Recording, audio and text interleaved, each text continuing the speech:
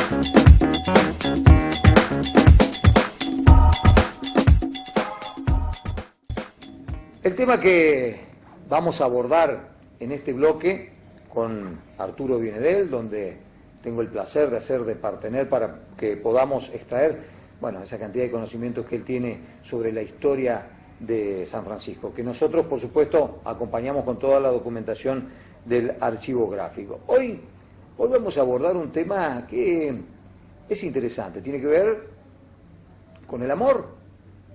No lo afirmaría tanto. Ya lo vamos a ver por qué digo.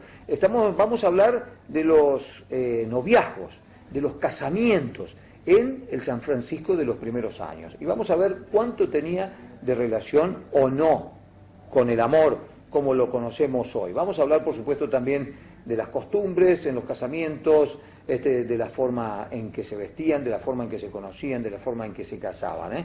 Los casamientos, los noviazgos, los casamientos en el San Francisco de los primeros años es el tema que tenemos para hoy. Arturo,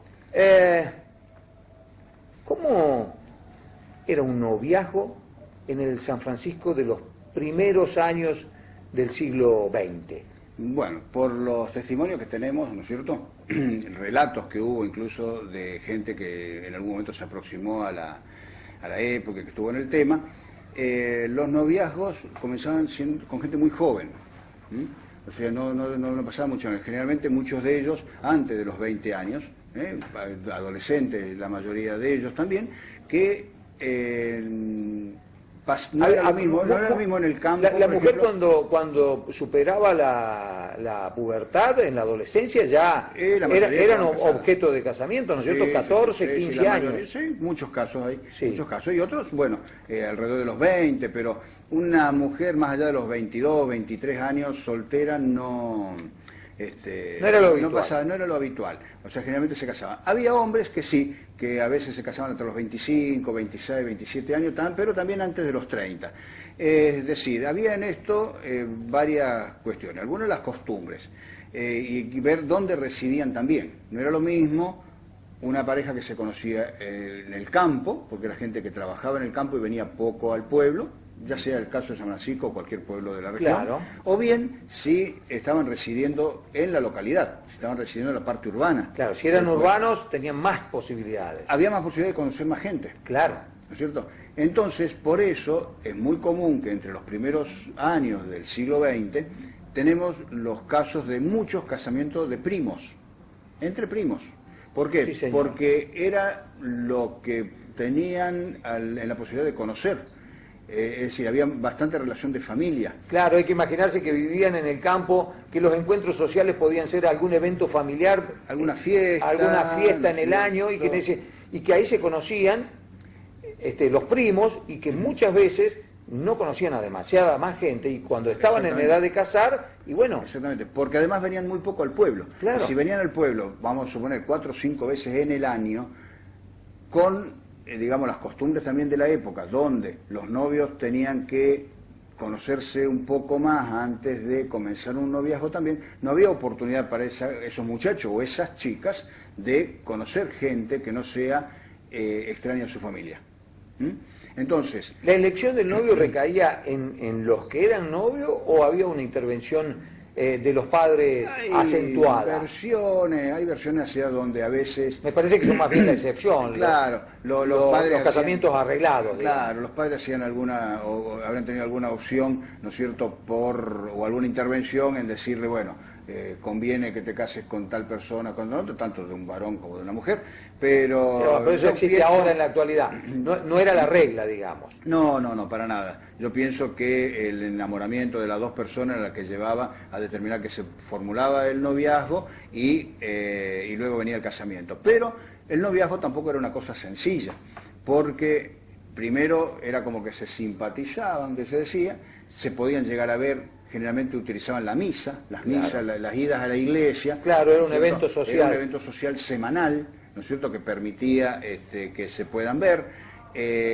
Tampoco había una cuestión tan rigurosa como que la familia estaba arriba de esta gente joven, ¿no es cierto?, casadera, permanentemente. Había momentos en que salían solos, que había un tipo de posibilidad de frecuentar, de hablar con otras personas, ¿no es cierto?, en la vía pública, como era en las retretas, que se hacían. En las retretas había 2 retretas semanales, estaba la ida al cine, estamos hablando de la cuestión local, ¿no es cierto?, sí. Local y urbana. Entonces, en esos sitios había bailes, mucho baile, por lo menos 1 por semana acá había. Entonces, había muchas posibilidades de encontrarse con personas con las cuales hablar y comenzar un noviazgo. Ahora, de todos modos, la formalización del noviazgo sí se daba cuando existía la autorización fundamentalmente del padre de la familia. El tema de pedir la mano, ¿en qué consistía lo de pedir la mano? Una costumbre que ha caído completamente en desuso. Absolutamente, pero en un primer momento, allá en el año 15 hasta el 20 aproximadamente, el padre o la madre del novio iba a la casa de la novia a reunirse con los padres de la novia. Serían los consuegros. Los consuegros, ¿no es cierto?, que serían los futuros consuegros, donde iban a reunirse y planteaban que, bueno, que su hijo tenía interés en ser novio de su hija. Ah, los padres hacían Los padres iban. Y entonces, bueno, ahí se planteaba, bueno, quién es el muchacho, de qué trabaja, qué es lo que hace, qué futuro tiene, porque eso sí se veía, eso se veía. Y ahí venía la aprobación o no. Es más... de los padres de la novia. De los padres de la novia. O sea, generalmente, los padres del novio cuando iban ya tenían ellos asumido de que su novio pretendía a tal chica o quería casarse con esa chica y ellos aceptaban y lo aprobaban. Entonces faltaba la aprobación de los padres de los novios. Ahí no intervenían los novios. Nada. Obviamente la chica, la novia, sí estaba de acuerdo en ser novia de ese muchacho. Era un trámite, un trámite social. Después hubo un tiempo donde el pedido lo hacía el novio. Se anunciaba periodísticamente. ¡Epa! Claro, se anunciaba que los padres de tal persona habían aceptado. Iban a ir a pedir la mano de la novia, o sea que... Mamita querida, si volvías con un rechazo, se enteraba todo el pueblo. Se enteraba todo el pueblo, o sea, era algo absolutamente comunitario, más que social e íntimo de esas dos familias, ¿no? Y como decís vos, sí, años después, ya en los años 40, 50, venía que el novio era el que tenía que hacer frente a la situación e ir a presentarse en la casa de la novia a pedir la mano de la novia, que se llamaba, que era lo que autorizaba que él pueda llegar a la casa, claro, en visitar, determinados días, determinados horarios, visitarla, bueno, y llevar adelante esa relación. Despedirse en el zaguán. Exactamente, sí, con el hermano al lado, la hermanita presente al lado, que estaba el hermanito presente. Bueno, esas son costumbres que se han ido perdiendo, pero es lo que acompañaba la formación de una familia en aquel momento. Escúchame, Arturo, he visto fotos en el archivo gráfico que se casaban de negro. ¿Qué era? Eso era una moda. Estamos hablando... Que a mí, claro, lo que pasa es que uno lo mide con parámetros actuales. Digo, ¿habrá sido un evento triste casarse? Porque yo lo vinculaba con el luto. Claro, no. Había, en la misma época que tenemos nosotros fotografías de novias vestidas de negro, hay otras vestidas de blanco. Es una moda, no encierra una simbología. Incluso en el archivo y el museo tenemos vestidos de novia negro que se pueden ver, ¿no es cierto?, en la exposición, que para ver cómo eran y con qué finura estaban realizados y cómo estaban trabajados. No solo estaba, bueno, el tema del vestido, la ceremonia que se hacía... Un casamiento de una familia acomodada. ¿Qué características tenía? Bueno, obviamente el casamiento por iglesia, sí. Trasladados en... Pensemos que hasta, no recuerdo qué año, el casamiento por iglesia era el que valía. Sí, hasta que llega el registro civil. Hasta que llega el registro civil. Llega el registro civil. Era el traslado en carruajes. Y por iglesia se casaba el 95% de las personas. Sí, no había excepción, no había excepción. A menos que haya habido alguna cuestión religiosa en el medio allá, pero la mayoría de nuestra gente a principios del siglo XX, la mayoría profesaba en el catolicismo. ¿Y se hacía una fiesta importante? Y donde participaba, por supuesto, toda la familia, hasta lo extendido lo más que se podía, ¿no es cierto?, dentro del grupo familiar, porque se los participaba a todos, se pasaba a ser pariente, se crecía la familia enormemente, ¿no?, con un casamiento. Pero te decía, se llegaba a la iglesia. El que no tenía, digamos, mucho medio propio, porque estaba el tema de carruaje, mucho caballo todavía, pero generalmente los novios, como decías vos, de una familia más pudiente, llegaban en lo que era un landó. El landó era un vehículo tirado por caballo también, pero de mayor lujo. Con jerarquía, claro. ¿Cierto? Con jerarquía. El oficio religioso era el común, donde participaba mucha gente de la familia. Nosotros tenemos la fotografía que después tomaban la foto, generalmente en aquel momento en el frente de la iglesia. Y ahí se ponían de día, se ponían toda la familia y ahí posaban la familia junto con los novios, previo a ir al lugar de la fiesta. Las fotos donde nosotros vemos a los novios posando en un estudio, que generalmente el novio está sentado, la novia de pie, que no es la constante. Son fotos de estudio, no es la constante. Tenemos fotos en las que está la novia sentada y el novio de pie también. Esas son fotos tomadas en días posteriores al casamiento. Se volvían a producir. Se volvían a producir para hacer la fotografía. Porque se iba a la misa del casamiento y luego se iba a la comida y posteriormente la mayoría a un viaje de bodas que podía ser Córdoba, el destino, la ciudad de Córdoba o la ciudad de Rosario. Claro. Algunos por ahí iban hasta Buenos Aires. Hasta Buenos Aires, los más pudientes. Pero el viaje de boda hacia un sitio turístico determinado, como se conoce el día de hoy, no se hacía. Todavía no se hacía. Era un viaje a Córdoba o un viaje a Rosario en los primeros años resultaba muy cómodo porque había tren. Tenía el tren y estaba muy cerca. Y estaba cerca. Y el vínculo de la ciudad en cuestiones de salud y todo lo demás, incluso los medios de prensa comercial, eran con Rosario. Claro. Y lo que tenés era que no se buscaba tanto el tema del paisaje, sino que era una separación temporal de esa pareja del grupo familiar con el que ha estado conviviendo permanentemente. Interesantísimo. Los noviazgos, los casamientos en el San Francisco de los primeros años. ¿Tenemos algo más para agregar? Claro, porque ya en los años 50 y los 60 se hacía la despedida a la novia, porque al principio las despedidas eran empezaron las despedidas de soltero. Claro, la despedida de soltero para los varones desde los años 10 en adelante siempre estaban. Eso existió siempre, que consistía en una comida muy formal, con un discurso de los amigos, deseándole felicidad al novio, en fin. Pero no estaba la despedida pública de la novia. Esto comienza por allá como los años 40, 50, hasta los 70 aproximadamente, con que se hace la despedida de la novia, pero también se rezaba la misa blanca, se ofrecía la misa blanca. Misa blanca. Que se llamaba, que era una misa no me que suena las para amigas, nada. Absolutamente, porque es algo que también ha caído en desuso, que yo sepa, desconozco que se estén haciendo al día de hoy las misas blancas. Era una misa que se ofrecía por la felicidad matrimonial de la novia. Lo ofrecían las amigas y comenzaban ofreciéndola 4 o 5 amigas, se publicaba en el diario que se iba a hacer esa misa y luego comenzaban a adherir otras amigas y llegaba a haber algunas que tenían 40, 50 adherentes a la misa blanca. Era una misa blanca popular. Popular, importante. En ese caso. Importante. Mira qué lindo. Ahí tenemos costumbres de los noviazgos, de los casamientos, del amor en los primeros años de nuestro San Francisco. Así cerramos nosotros este bloque.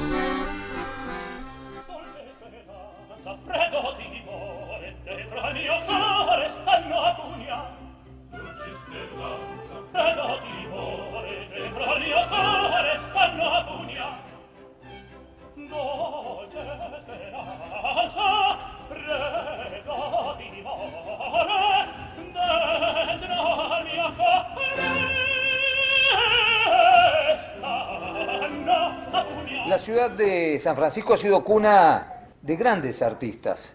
El tema que vamos a abordar hoy, o la vida que vamos a repasar hoy, es la de un hombre que trascendió largamente las fronteras de la ciudad de San Francisco, de nuestra provincia, de nuestro país inclusive, con su arte, con su talento para cantar. Un cantante un cantante de alto vuelo. Nos referimos a Raúl Jiménez y sobre él Arturo Bienedel nos va a contar, buena parte de su vida.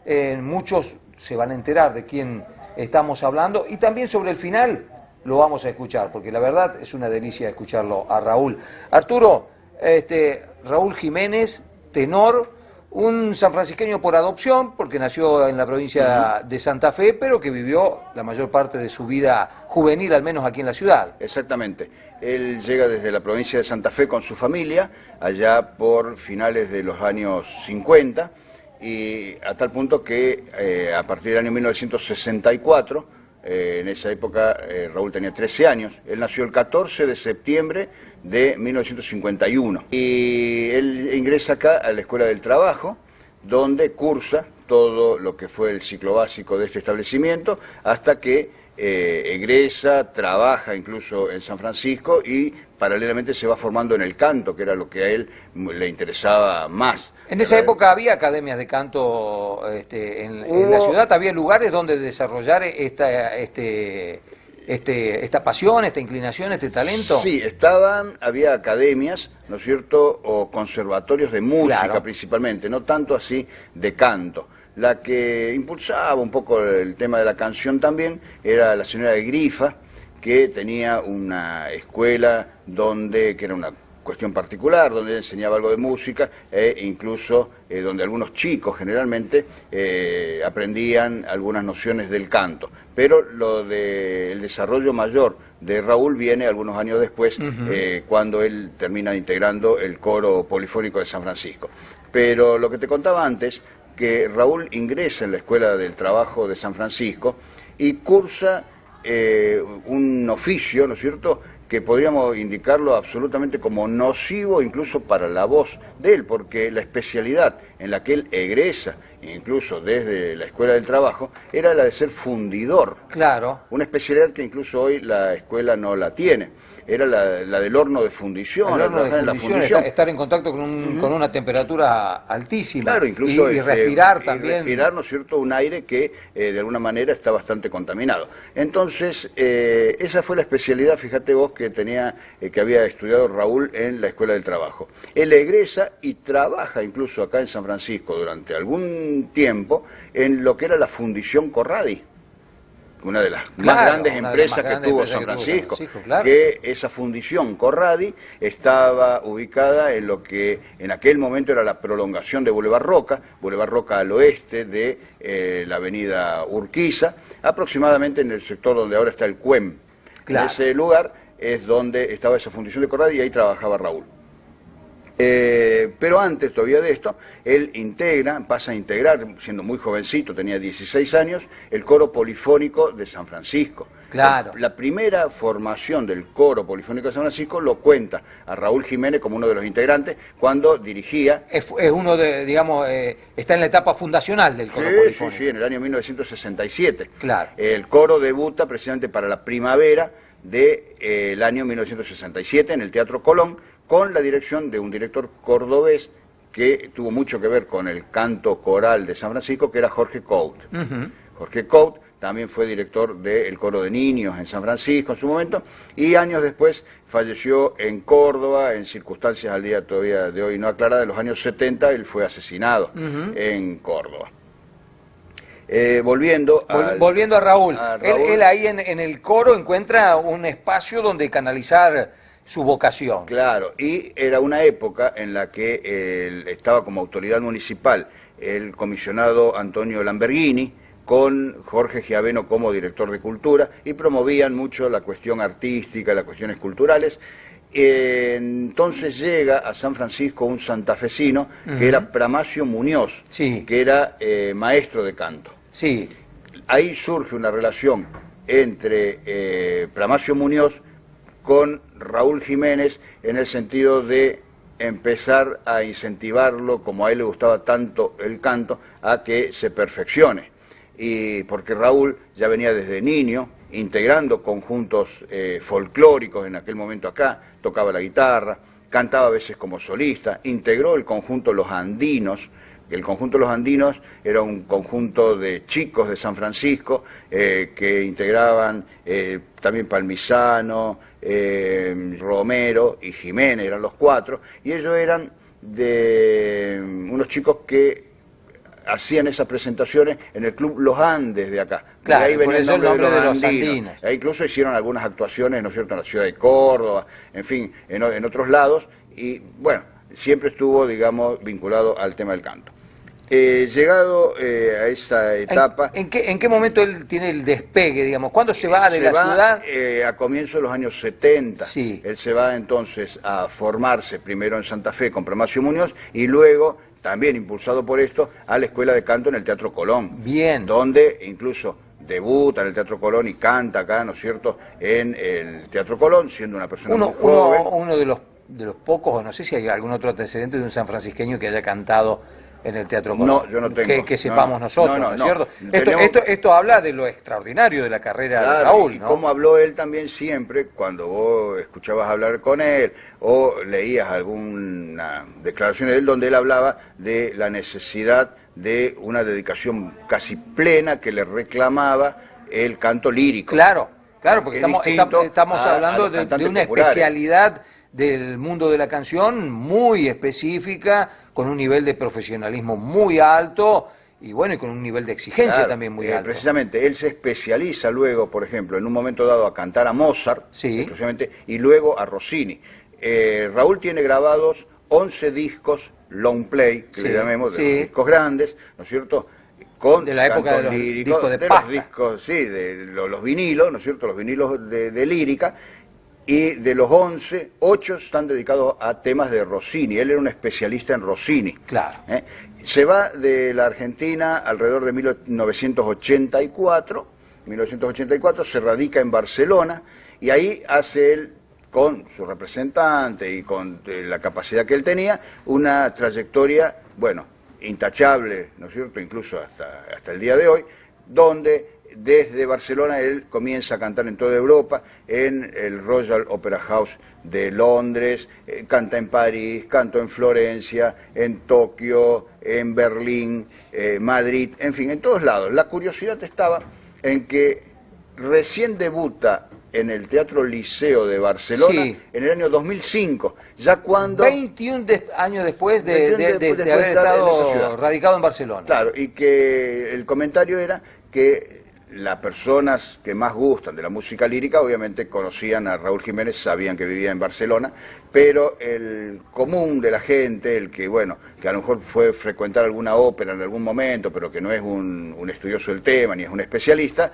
desconocían que Raúl Jiménez vivía incluso en Barcelona, era una persona desconocida dentro de la ciudad. ¿Y en la actualidad, sigue cantando Raúl o está más abocado a la tarea docente? Ahora ya está más dedicado a la tarea docente, es director de una academia que se llama Concertante en Barcelona, sigue siendo una persona muy requerida para transmitir sus conocimientos, la capacidad que él tiene de no solamente la vocal, sino también de cómo inducir a la gente a continuar una carrera tan delicada como esta y tan exigente como esta. Lo está haciendo en Barcelona y lo hace en distintos lugares de Europa. ¿Viene con alguna habitualidad a la ciudad? Hace un tiempo que no viene.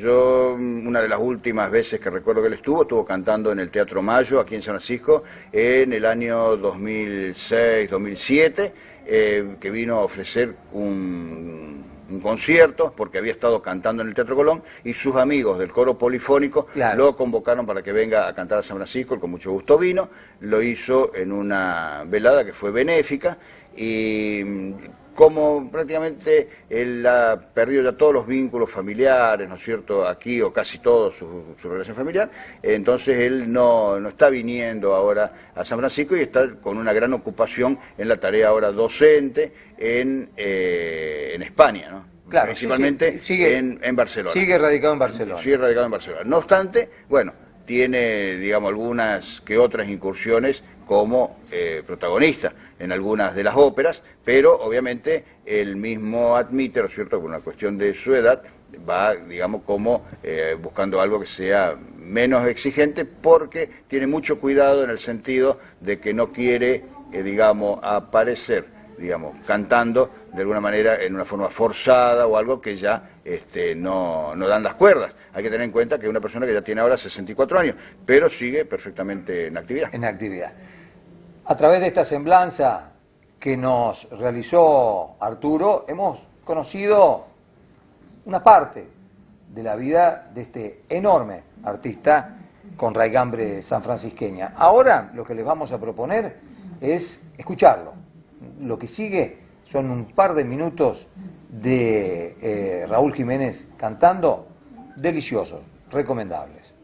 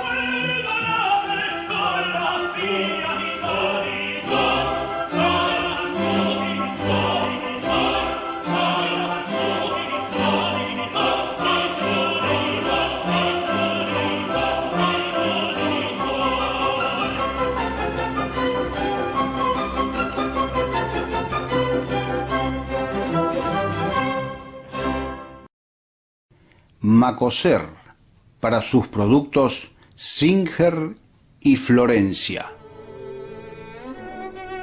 Presentó con exclusividad este programa de difusión educativa y cultural.